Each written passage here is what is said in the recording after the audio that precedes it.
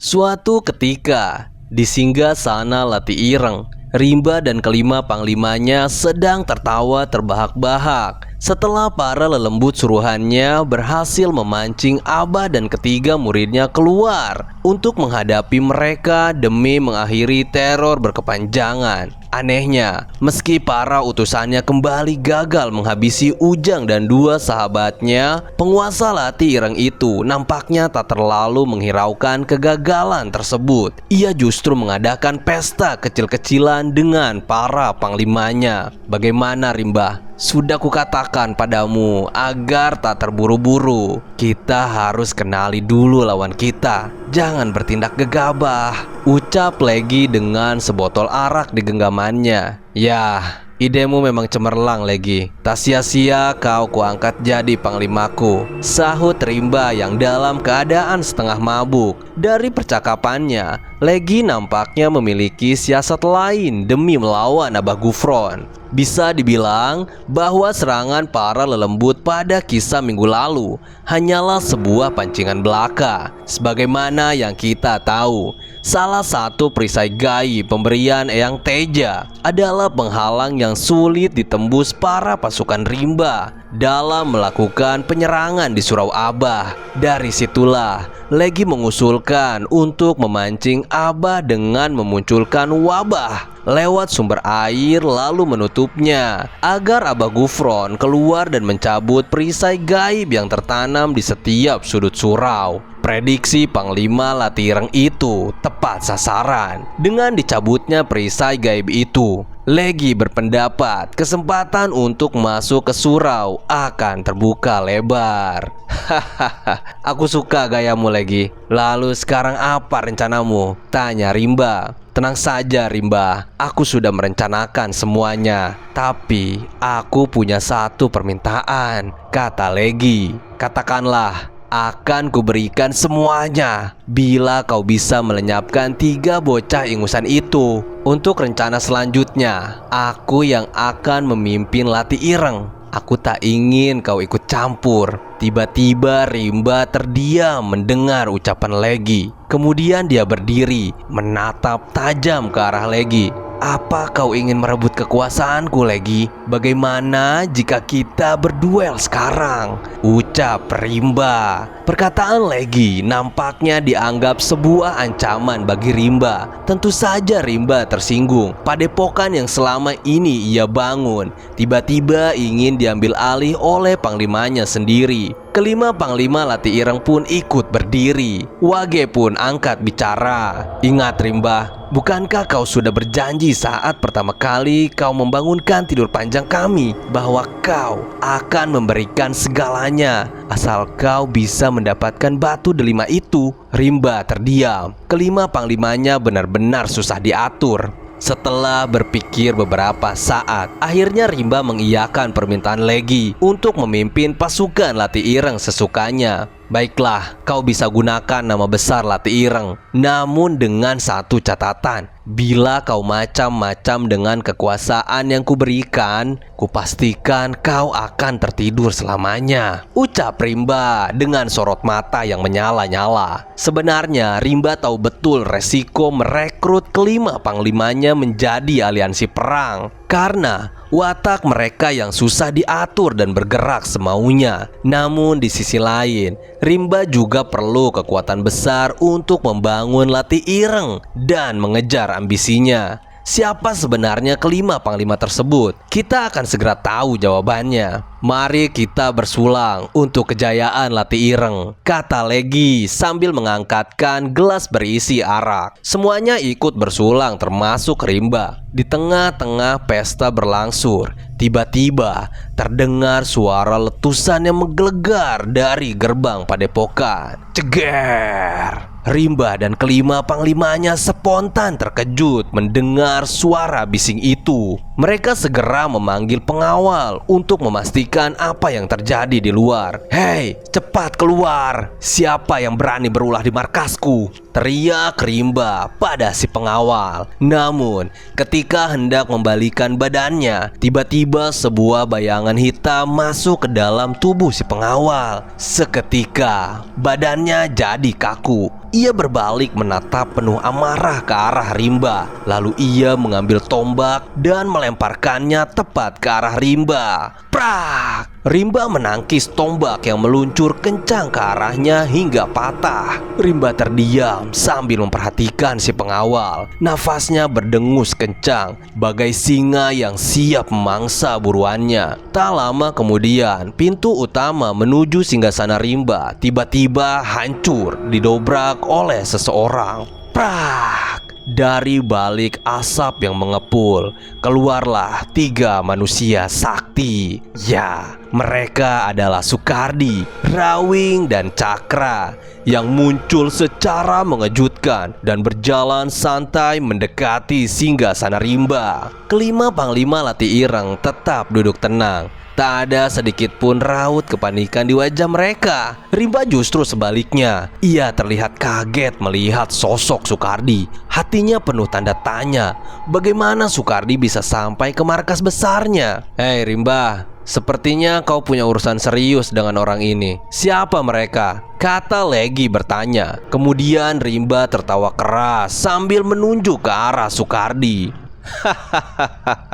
Mimpi apa aku semalam? Tak kusangka akan kedatangan harimau tua hari ini. Saat Rimba menyebutkan kata harimau tua, para panglima Lati Ireng itu mulai menatap Sukardi. Saat suasana mulai menegang, tiba-tiba si pengawal yang menyerang Rimba tadi pingsan. Rupanya itu adalah ulah Rawing. Dengan kekuatan magisnya, ia mampu mengendalikan jiwa si pengawal dan berbalik menyerang Rimba. Jadi kalian para panglima Lati Ireng, salam kenal. Aku adalah Sukardi. Wush. Tiba-tiba angin bertiup kencang ke arah 5 panglima Lati Ireng itu, seolah menjadi salam perkenalan dari Sukardi. Haha, kelimanya langsung berdiri dan waspada pada 3 orang yang bertamu tanpa diundang itu. Mereka mampu merasakan aura dahsyat dari kemunculan Sukardi, Rawing, dan Cakra. Kenapa semuanya jadi merasa tegang? Duduklah dulu Sukardi, aku punya minuman hangat untukmu, kata Rimba mencoba meredakan ketegangan karena sadar akan ancaman yang dihadapinya. Namun Sukardi menjawabnya dengan ketus. Aku tak ingin basa-basi, aku perlu bicara denganmu. Wow, nampaknya kau sedang buru-buru ya. Baiklah, jadi apa keperluanmu datang kemari? Apa kau ingin mengundangku datang ke suatu pesta? Tanya Rimba. Saat Sukardi akan memulai pembicaraannya, tiba-tiba Cakra menunjuk ke arah Legi. Hei kau, sebaiknya kau lepaskan senjata yang kau sembunyikan di tangan kirimu. Rupanya, diam-diam Legi menyiapkan sebilah pisau yang siap ia hujam ke arah Sukardi. Benar-benar edan. Tatap mata Cakra begitu tajam hingga mampu mengetahui setiap ancaman di sekitarnya. Nampaknya 2 pengawalmu lumayan juga Sukardi, kata Rimba. Lalu meminta kelima panglimanya untuk tenang dan tak gegabah menghadapi 3 orang itu. Legi pun membuang pisau di lengan kirinya. Kemudian Sukardi melanjutkan pembicaraannya. Rimba, aku tak berniat mengadakan pesta hari ini. Aku hanya ingin bertanya, sampai kapan kau akan berburu kelinci kecil yang sedang belajar berjalan? Jadi karena itu kau datang kemari. Kurasa aku tak perlu menjawabnya. Kau pasti tahu tujuanku, kata Rimba. Pemimpin Lati Ireng itu kemudian mengingatkan Sukardi akan dosa besarnya di masa lalu. Rimba merasa jengah dengan kelakuan para pemilik batu delima yang selalu jadi batu sandungan akan ambisinya. Dendam kesumat yang mendarah daging dalam jiwa Rimba seolah tak pernah padam bila teringat pada kerutuhan Lati Ireng akibat ulah Sukardi.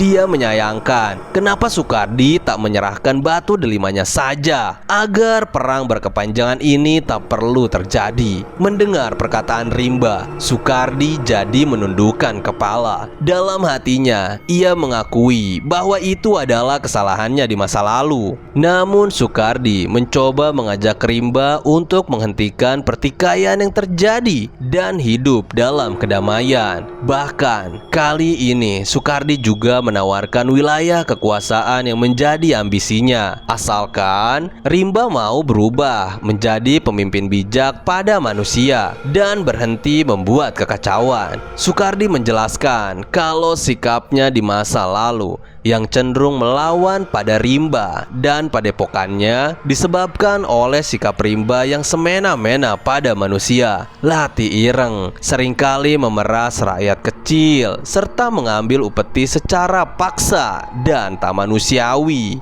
Perlakuan seperti itu tentu saja bertolak belakang dengan Sukardi yang selalu membela rakyat kecil. Berubahlah Rimba, semua belum terlambat. Mari kita berdamai dengan masa lalu kita dan memulai hidup yang baik, kata Sukardi. Suasana tegang mulai mereda saat Sukardi perlahan menceramahi Rimba untuk berubah. Rimba juga sedikit tersentuh dengan ucapan Sukardi. Lagi pula, sebenarnya Rimba ini adalah sosok anak baik di masa lalu. Akan tetapi, hidup di lingkungan jawara dan perompak membentuk watak yang keras dan kejam dalam jiwanya. Di masa lalu, Rimba sering menyaksikan kejahatan-kejahatan sadis dengan mata kepalanya sendiri. Dari tiap kejadian kelam yang dialaminya, Rimba kecil akhirnya membuat kesimpulan bahwa hidup hanya ada dua pilihan, menghabisi atau dihabisi. Tentu saja Rimba tak ingin dihabisi. Berangkat dari kesimpulan itulah, Rimba memulai perjalanan hidup dengan penuh ambisi. Ia ingin merebut semua kekuasaan dan menghabisi siapa saja yang melawan. Setelah terdiam sejenak, tiba-tiba Rimba tertawa terbahak-bahak. Kemudian ia mengambil sebuah tongkat sakti dan memukulkannya ke tanah. Seketika, bumi Lati Ireng berguncang hebat. Rawing dan Cakram mengambil ancang-ancang menjaga Sukardi bila diserang. Namun, rupanya Rimba tak berniat bertarung. Ia hanya menggertak, "Sukardi, tahu apa kau soal hidup? Apa kau tak melihat bagaimana aku berdarah-darah membangun kekuatanku sekarang? Lalu tiba-tiba kau datang menceramahiku untuk melepaskan semuanya," ucap Rimba menggebu-gebu. Beberapa saat kemudian, guncangan di bumi Lati Ireng itu berhenti. Rimba menolak mentah-mentah tawaran berdamai dari Sukardi. Pemimpin Lati Ireng itu dengan tegas memberikan dua pilihan pada Sukardi: menyerahkan batu delimanya atau melanjutkan peperangan yang terjadi. Benar-benar manusia yang keras kepala. Sukardi bingung harus bagaimana lagi membujuk Rimba agar ia mau menyudahi semuanya. Namun Sukardi tak patah arang. Ia masih mencoba bicara baik-baik pada pemimpin Lati Ireng itu. "Rimba, bukankah kau pernah menjadi seorang bapak?" tanya Sukardi.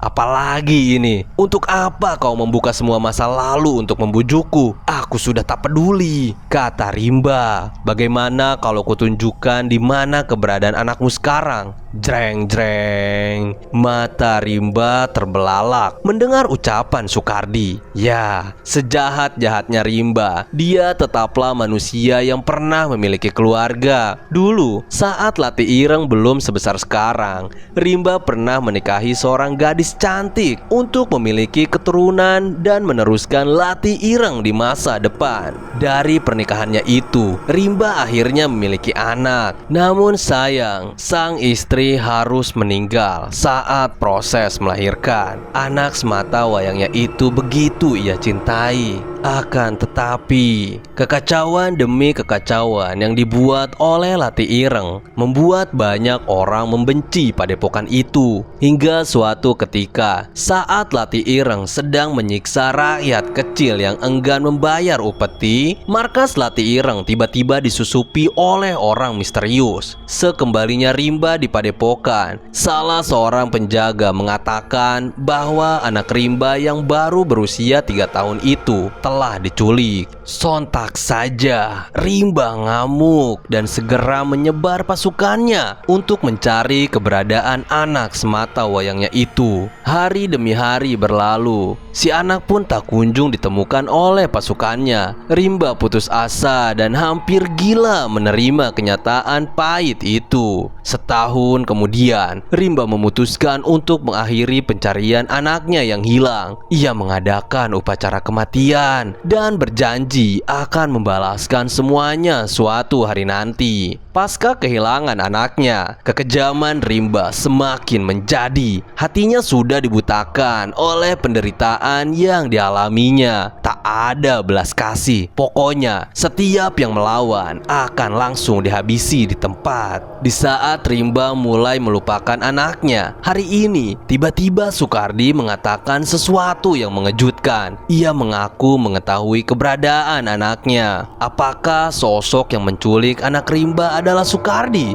Jelas saja Rimba murka. Ia langsung menuduh Soekardi sebagai orang yang membawa kabur anaknya. Kelima Panglima Lati Ireng ikut geram dan mulai mengintimidasi Soekardi. Meja-meja yang ada di sepanjang singgasana berterbangan ditendang oleh kelima Panglima Lati Ireng. Apa-apaan ini? Rimba, mau sampai kapan kau berdiam diri? Habisi saja manusia ini. Aku sudah jengah mendengar ocehannya, ucap Legi. Rawing dan Cakra memasang perisai gaib yang melingkari mereka bertiga. Kardi, kita dalam bahaya, bisik Cakra. Namun Soekardi tetap tenang menatap Rimba yang diselimuti amarah. Tubuhnya mengeluarkan asap, mukanya menjadi merah pekat. Darah dalam tubuh Rimba seolah menggolak-golak, disulut emosi. Ayo, habisi aku Rimba. Jika aku mati, kau tak akan pernah bertemu dengan anakmu lagi. Maju Rimba, ayo maju. Bukannya takut melihat amarah Rimba, Soekardi justru terus menggertaknya. Soekardi benar-benar gila. Riuh angin kencang bertiup mengobrak-abrik ruangan utama Lati Ireng itu. Keadaan kembali menegang dan semakin kacau. Soekardi kembali mengoceh. Kalau kau masih ingin bertemu dengan anakmu, berhentilah mengejar Ujang. Diam kau Soekardi. Jika kau mengetahui keberadaan anakku, bukankah itu berarti kau adalah orang yang menculik anakku? Ucap Rimba. Namun Soekardi justru tertawa kecut. Dia menilai kalau Rimba nggak tahu diri. Bukannya berterima kasih pada orang yang menemukan anaknya, Rimba justru menuduh Soekardi sebagai pelaku penculikan. Jika bukan kau, lalu siapa pelakunya? Aku tak akan bicara siapa pelakunya, tapi aku bisa mengantarkanmu bertemu dengan anakmu,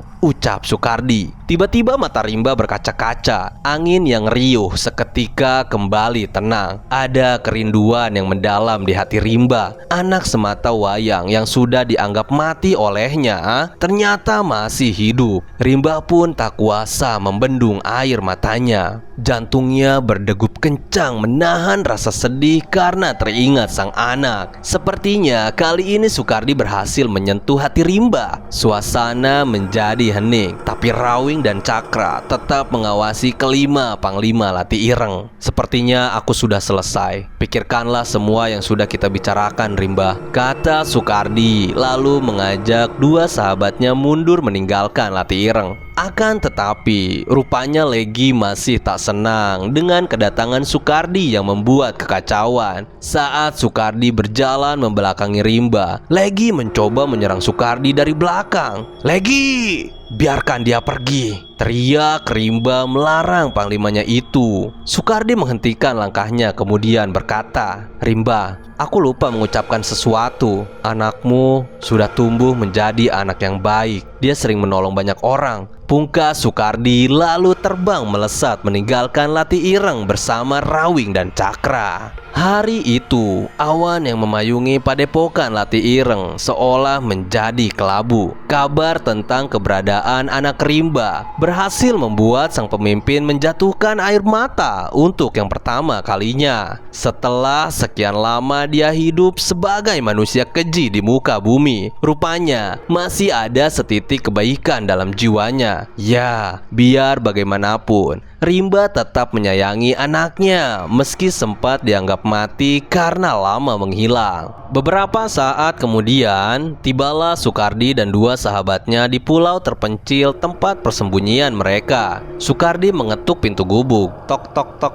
Siapa itu? Sahut Hafsah dari dalam. Ini bapak, Bu. Spontan saja Hafsah langsung membuka pintu dan memeluk Sukardi dengan eratnya. Pak, Bapak baik-baik saja kan? Tenang, Bu, Bapak sudah janji untuk kembali. Hafsah tersenyum lebar menyambut kedatangan sang suami. Setelah ini, sebaiknya kau ikat saja suamimu itu, ucap Rawing yang terlihat sedikit kesal pada Sukardi. Apa maksudmu, Rawing? Tanya Hafsah. Aku hampir dibuat mati karena ucapan suamimu. Sepertinya dia ingin menumbalkan kami berdua. Serobot Cakra. Gelak tawa pun pecah karena guyonan dua sahabat Sukardi itu. Demikian kisah Ujang kali ini. Tetap jaga kesehatan dan jangan lupa berdoa. Terima kasih. Salam Tilas Tapa.